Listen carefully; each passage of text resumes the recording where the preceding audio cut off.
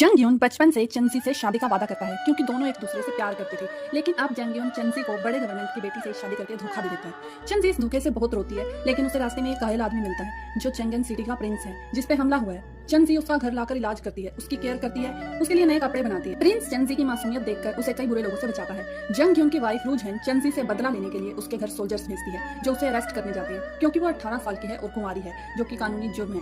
इसलिए अब वो उसकी शादी जबरदस्ती करवाएंगे, लेकिन चेंजी उनसे कुछ दिनों की मोहलत मांगती है। तो सोल्जर्स उसे 3 दिन का टाइम देते हैं शादी करने के लिए। अब चेंजी को कोई और दिखाई नहीं देता, इसलिए वो प्रिंस से मिन्नतें करती है कि वो उससे झूठी शादी करने के लिए मान जाए। प्रिंस यानी हुची इसके लिए साफ मना कर देता है क्योंकि शादी प्रिंस के लिए एक बड़ा डिसीजन है। उसके लिए शादी नकली नहीं हो सकती, असली ही होती है। चेंजी प्रिंस को समझाने की कोशिश करती है कि वो शादी के बाद भी अलग अलग ही सोंगे और ऐसे ही रहेंगे जैसे अभी रह रहे हैं, और वो उसके सारे काम भी करेंगे और वो जब जाना चाहे जा सकता है। उसके जाने के बाद वो सबसे कह देगी कि वो मर गया है और खुद उसकी विधवा बनकर जिएगी। लेकिन प्रिंस फिर भी नहीं मानता, बल्कि और नाराज हो जाता है। लेकिन अगले दिन चेंजी की बूढ़ी आंट उसके लिए अपने भतीजे का रिश्ता लाती है। जब प्रिंस देखता है कि चेंजी उन्हें हाँ कहने वाली है, तभी प्रिंस उन्हें रोक देता है और कहता है कि वो उससे शादी करेगा। तो वो आंट को हाँ क्यों कह रही है, ये सुनकर चेंजी की खुशी का ठिकाना नहीं रहता। फिर थोड़ी और मिन्नतें करने के बाद प्रिंस चेंजी से शादी करने के लिए मान जाता है। चेंजी प्रिंस के लिए वेडिंग ड्रेस खरीदती है और सारी डेकोरेशन भी खुद करती है। लेकिन रूजहन उसकी शादी को तोड़ने की कई कोशिशें करती है क्योंकि उसे लगता है कि चेंजी की शादी इतने हैंडसम आदमी से कैसे हो सकती है।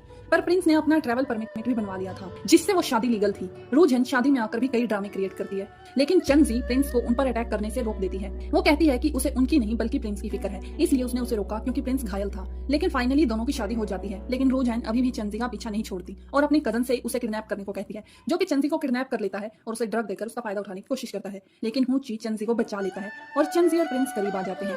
अब रूजहन का कजन और उसका गवर्नर बाप दोनों प्रिंस के सामने हैं अपनी सजा पाने के लिए। प्रिंस का धोखेबाज भाई निंग उन दोनों को बचाने की कोशिश करता है, लेकिन प्रिंस उन दोनों को वहीं गला काट कर मार देता है और कहता है कि जस्टिस तुरंत होनी चाहिए। निंग की बर्थडे पार्टी में जंगयून को पता लग जाता है कि हुची ही प्रिंस है और वो चेंजी को सच बताने वाला होता है, लेकिन प्रिंस वहां आ जाता है और उसकी जुबान बंद हो जाती है। चेंजी को पता लगता है कि वो प्रेग्नेंट है, जिससे वो बहुत खुश हो जाती है क्योंकि उसे लगता है कि प्रिंस उसे एक दिन छोड़ के चला जाएगा, लेकिन यह बच्चा हमेशा उसके साथ रहेगा क्योंकि वो उसका है।